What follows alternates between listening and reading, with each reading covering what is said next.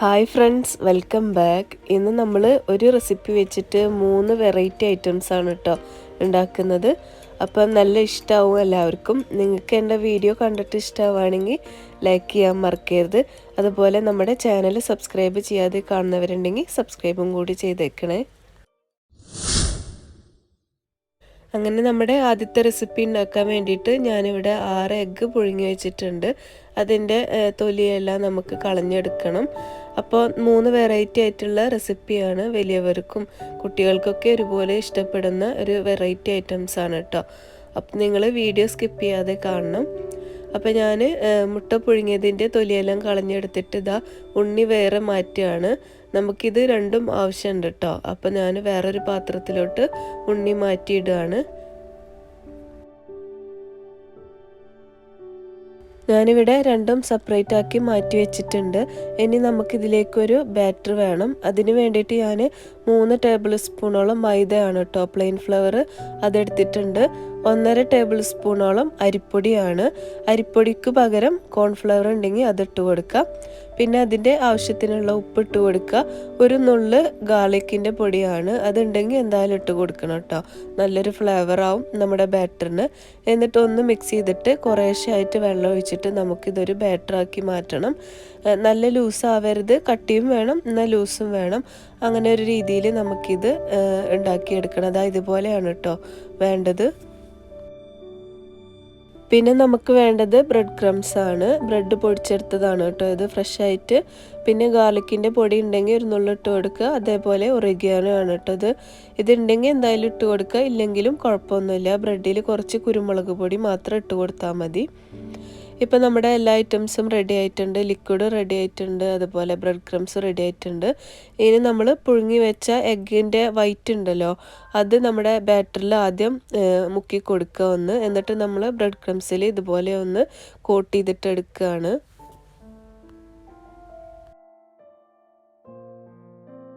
നമ്മൾ മൈദയിൽ മുക്കിയെടുക്കുമ്പോൾ ഫുള്ളായിട്ട് തന്നെ എഗ്ഗിൻ്റെ വൈറ്റ് മുക്കി കൊടുക്കണം കേട്ടോ. എന്നെങ്കിൽ മാത്രമേ നമ്മുടെ ബ്രെഡ് ക്രംസ് അതിൽ കോട്ടായി വരുള്ളൂ.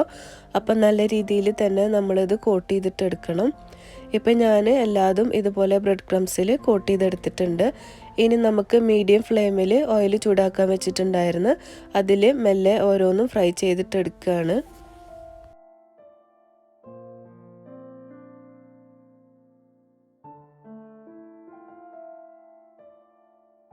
ഇപ്പം നമ്മുടെ എഗ്ഗെല്ലാം ഞാൻ നന്നായിട്ട് ഫ്രൈ ചെയ്തെടുത്തിട്ടുണ്ട്.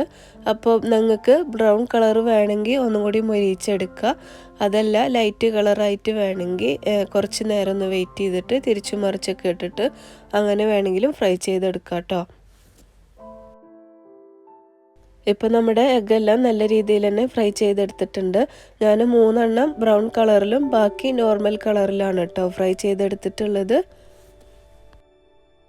ഇനി നമ്മൾ മാറ്റി വെച്ച ഉണ്ണി ഉണ്ടല്ലോ, അതൊന്ന് ഫോർക്കോ സ്പൂണോ വെച്ചിട്ട് ഒന്ന് സ്മാഷ് ചെയ്തിട്ട് എടുക്കുകയാണ്. അതിനുശേഷം 1 ടേബിൾ സ്പൂണോളം ഒനിയന് ഞാനിവിടെ നല്ല ചെറുതാക്കി കട്ട് ചെയ്തെടുത്തിട്ടുണ്ട്. അതൊന്ന് ആഡ് ചെയ്ത് കൊടുക്കുക. അതേപോലെ ഇത് പ്ലെയിൻ മയണൈസ് ആണ് കേട്ടോ, ഗാർലിക്കൊന്നും ഒട്ടും തന്നെ ഇല്ല, വെറും പ്ലെയിൻ മയണൈസ് ആണ്. അതും അതിലേക്ക് ആവശ്യത്തിന് അനുസരിച്ചിട്ട് ആഡ് ചെയ്ത് കൊടുക്കുക. പിന്നെ ഞാൻ കുറച്ച് പാഴ്സലിയും കൂടി ആഡ് ചെയ്യുന്നുണ്ട്. നിങ്ങളുടെ കയ്യിൽ ഉണ്ടെങ്കിൽ മാത്രം ആഡ് ചെയ്താൽ മതി, അല്ലെങ്കിൽ കുരുമുളക് പൊടി ആഡ് ചെയ്ത് കൊടുക്കുക. പിന്നെ അതിലേക്ക് ആവശ്യത്തിനുള്ള ഒരു നുള്ളു ഉപ്പും കുറച്ച് ഗാർലിക്കിൻ്റെ പൊടി ഞാൻ ആഡ് ചെയ്യുന്നുണ്ട് കേട്ടോ. ഇതൊക്കെ നിങ്ങളുടെ കയ്യിലുണ്ടെങ്കിൽ മാത്രം ആഡ് ചെയ്താൽ മതി. പക്ഷേ ഇതൊക്കെ നമ്മൾ ആഡ് ചെയ്യുമ്പോൾ ഇതിൻ്റെ ഒറിജിനൽ ടേസ്റ്റ് നമുക്ക് കിട്ടും. ഇനി നമ്മൾ ഫ്രൈ ചെയ്ത് വെച്ച എഗ്ഗ് ഉണ്ടല്ലോ, അതിലേക്ക് നമ്മൾ ഉണ്ടാക്കി വെച്ച മയണൈസിൻ്റെയും അതുപോലെ എഗ് യോക്കിൻ്റെയും കൂട്ട് അതിൻ്റെ മുകളിലേക്ക് ഉണ്ണിയുടെ രൂപത്തിൽ ഹോൾസിലേക്ക് ഇങ്ങനെ ഫില്ല് ചെയ്തിട്ട് കൊടുക്കുകയാണ്.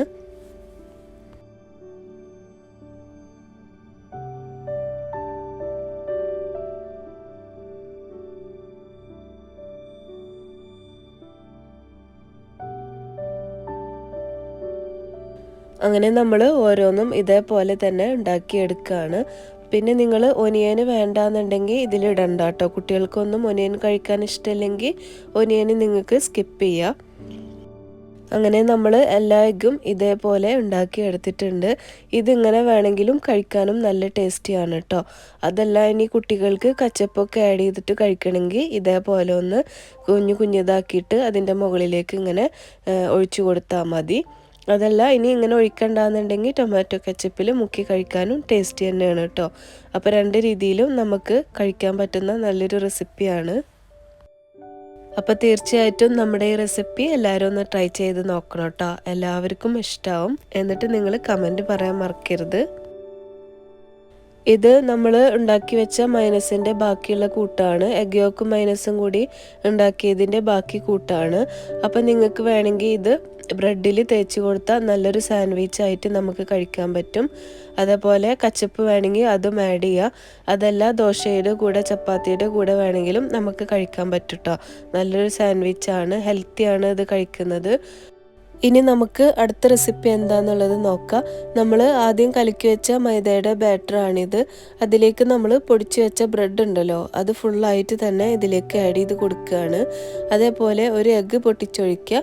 കുറച്ച് ഒനിയന് ചെറുതാക്കി കട്ട് ചെയ്തതാണ്, അത് ആഡ് ചെയ്ത് കൊടുക്കുക.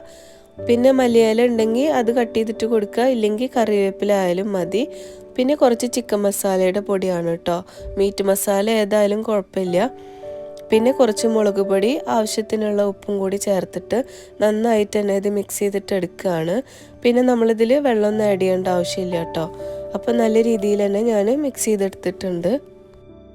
ഇനി നമ്മളിത് ചൂടായ ഓയിലിലിട്ടിട്ട് ഒന്ന് വറുത്തെടുക്കുകയാണ്.